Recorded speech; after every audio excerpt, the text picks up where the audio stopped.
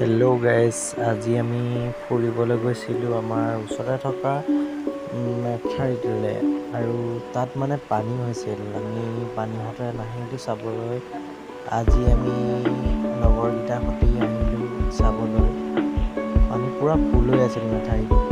তাৰপিছত আজি দেখিছে শুকাই গ'ল আৰু পানী শুকাই গ'ল পানী আৰু আমি আহি আছোঁ আমাৰ ফালে কাষতে থকা ৰাস্তাটো দেখিছে। আমি আহি আছোঁ বাইক লৈ তিনিটা। এইখিনিতে আমাৰ মেঠাইটো অলপ বেয়া হৈছিল, তেখেতো মেৰামতি কৰি আছে আৰু দেখিছে চৰাইটো কি ধুনীয়াকৈ উৰিছে। আমাৰ এইখনেই হৈছে সোণালী পথাৰ। আমি এইখিনিতে তিনিটা ৰ'লোঁ, ৰৈ অলপ চাই লৈ অলপ আড্ডা মাৰিলোঁ আৰু তিনিটাই।